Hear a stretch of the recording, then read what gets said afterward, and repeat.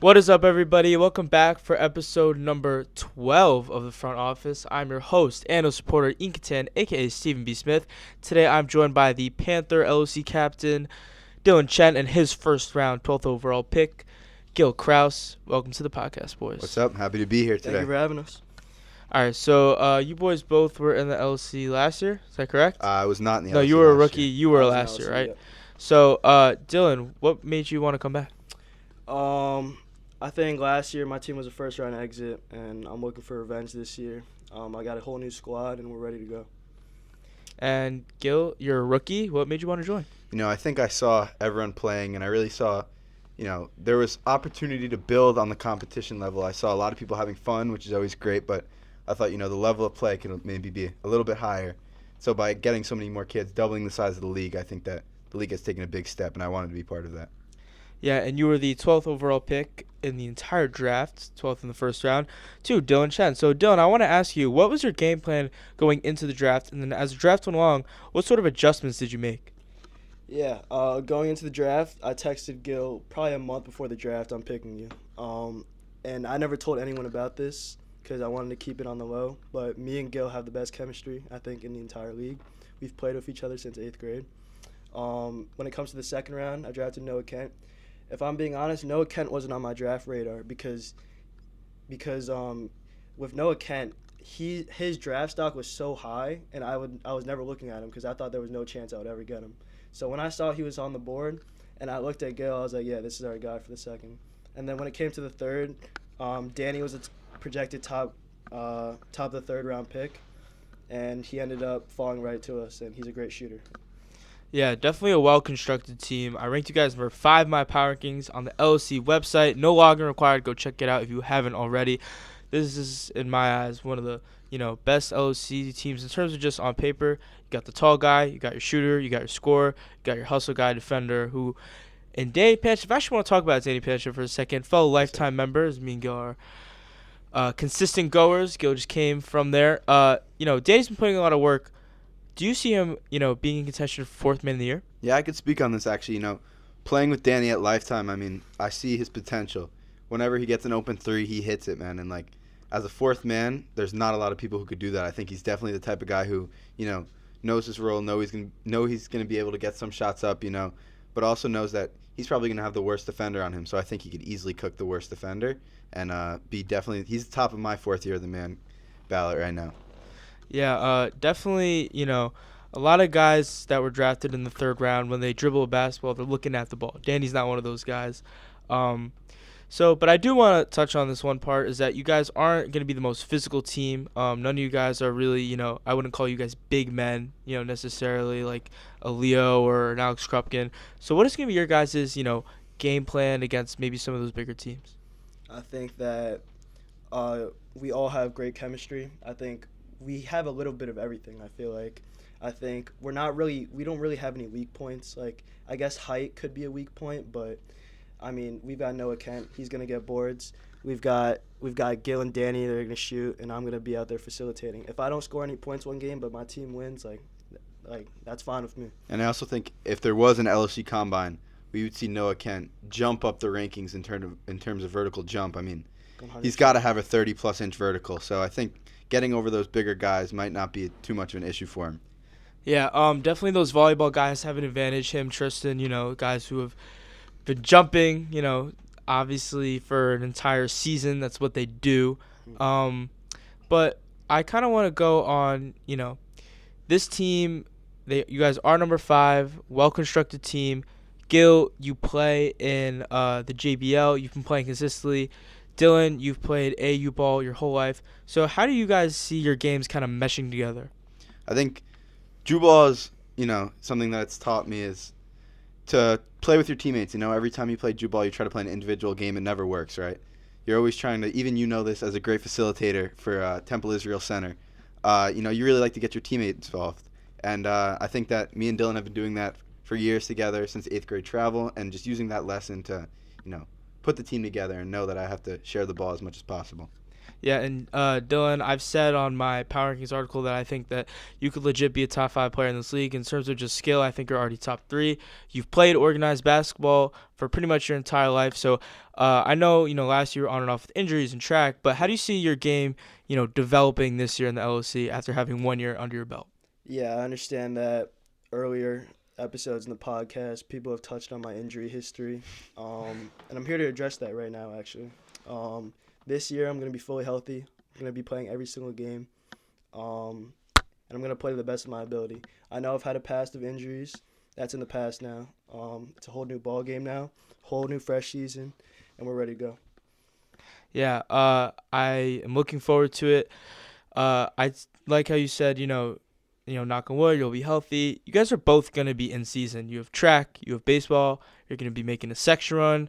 I don't really know what the equivalent is for track, but I'm sure you guys are going to be at the Armory quite a lot. Yeah. So how is that going to, if it is at all, going to affect your game, your season? I know Noah Kent's on the varsity baseball team as well. So do you guys see that having a role? Now, I hate to be this guy, but I got to do some friendly fire here. Baseball, not known to be the most physical sport. I feel, it'll be light on the body, although it will be every day. Some practices, there'll be some running. But, during the games, it's really more of like a skill sport than it is a physical sport. So I think that I'll be ready to go, and I know DC's in great shape. And I just want to touch on one thing. Andre Duval saying DC is going to be injured by week 2, that was completely disrespectful. I don't think you should ever wish an injury on any other player in this league. And I think that, we would never do that ourselves. We would never pin an injury or predict an injury.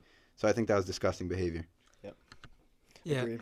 Yeah, I know that they're reserves, and, obviously I'm glad that you guys have signed up to, play, but I hope we never see you on the court. I hope all these 64 guys stay healthy and are able to go to all the games. I like you guys touched on that chemistry piece, DC, GK, some cool nicknames too. Do you guys mind if we do a new segment presented by Lifetime Gym? I love it, man. Of course. So, obviously, I hope that you have. If you haven't, you're living under a rock. You've seen the interview clip of the guy asking Kevin Durant why they call you Kevin Durant. Yep. We know why you call you Dylan Chen. We know why I call you GK, Gil Krausz. So I want you guys to blind rank the best nicknames in the LOC. Oh, I love that. That sounds go. awesome. All right, so I'm going to give you 6 guys. You rank them. You guys don't know who's coming next. And we'll go from there. All right, we're starting this off with Ka. Wait, how many people is it? 6. 6. I mean, It's got to be lower. yeah, no. I mean, a pretty lot of people basic. know the nickname Cobb, but it doesn't really have that much creativity. I like a Yeah. 4 or 5. What do you think? I'm down for 4. 4? 4. Yeah. All right, next one we're going. This is a newer one. The Noodle, Robert Ping.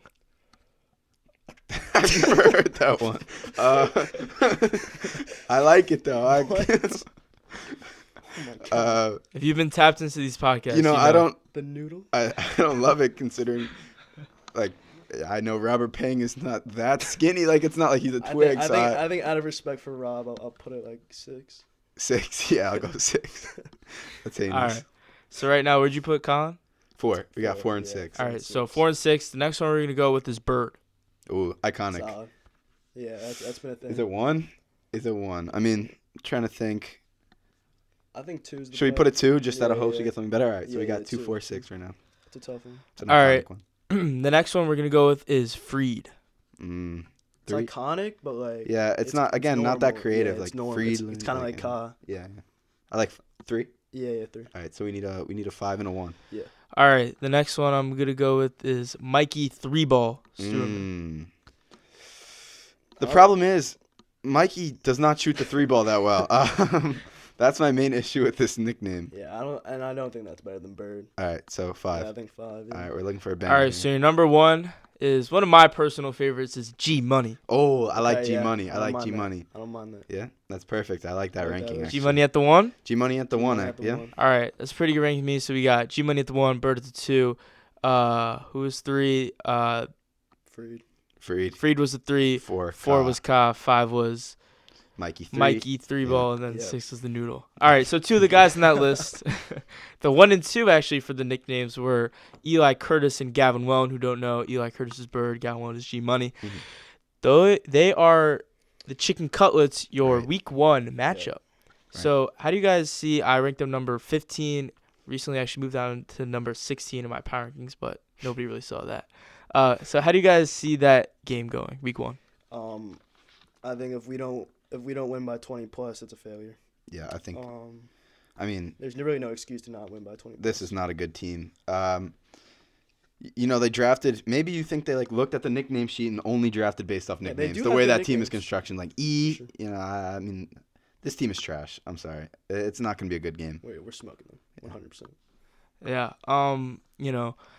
When it comes to the LC, you need physicality, height. You also need scoring. When you get two guys who I can put the ball in the hoop. Gil, I know you had 27 the other day in Jubal. Mm-hmm. DCA, you were a spring vortex demon last year.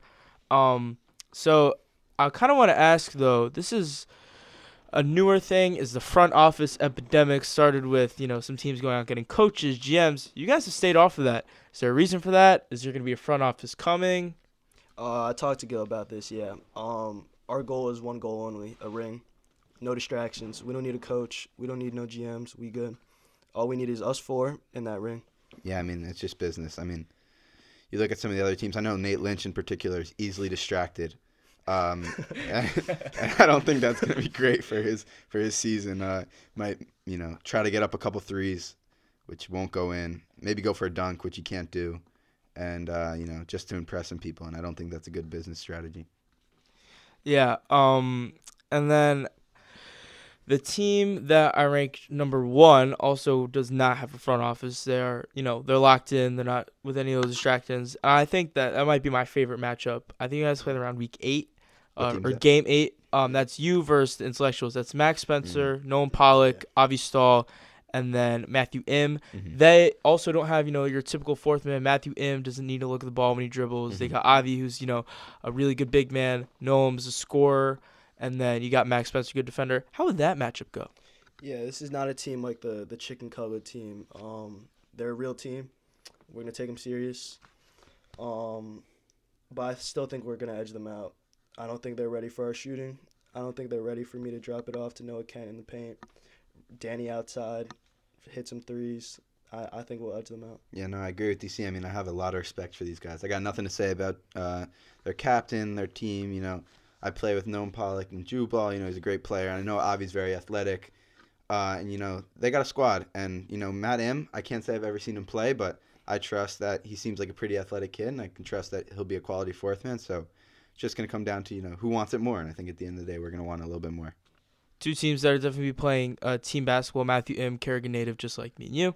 Yep. So all of these teams that I mentioned, you guys, the intellectuals, chicken cutlet, really team basketball. I don't have anybody from those teams on my MVP candidate just because there isn't going to necessarily need to be a most valuable guy. Everybody might average 10 points on the team, and that just might be the way the cookie crumbles. So with that being said, do you guys have an MVP pick? I mean, other than DC, I'll try not to say my own team, but personally I think it's Dylan. I don't hate Kieran Lee for MVP. Oh, wow. Based off what I've heard he's a great player. I heard he tries really hard, and I think that he'll, pick up some load and be pretty good. I think a sneaky pick is Chase Canner. Mm-hmm. I'm going to go with Chase Canner, yeah. Chase Canner always balls. So. Let me just talk about Chase Canner's offensive rebounding. During Jubal, he's told me many times, just, shoot the ball from anywhere. I'll be under the hoop. And he's very athletic. He runs under the hoop and steals some rebounds over some big kids. So I think that's not a terrible pick. Yep. Yeah, that type of, tenacity and drive is what wins you games in a league like this. I've said it since episode 1. We've kept saying it's a physical league. None of these guys are on the varsity team for a reason. None of these guys have played organized basketball religiously within the past 12 months. So, whoever wants more is going to end up winning. Yes, sir. I have a lot of faith in this team. This is just one last thing. I kind of want to ask, because you had such a great 3-point shooting night the other day, who would win in an LSC 3-point contest? Gil Krausz. I'm winning an LSC 3-point Krausz. contest. I mean that truly, I would love to see, let's see, maybe a gnome. No. I mean, Gil Krausz. but It's Gil I think Krausz. that I would definitely have the edge over him. But, as the season progresses, I'm not trying to, win a contest. I'm trying to win a championship, So, although I do think I would win, I'm going to take smart shots and shots that are going to help the team win. beautiful way to end this episode. Thank you guys so much for coming on. Thank you. Thank you. This was episode number 12 of The Front Office. I'm your host and supporter, Inkatan, a.k.a. Stephen B. Smith. These were the Panthers, and we will see you next time. Thank you so much for having us.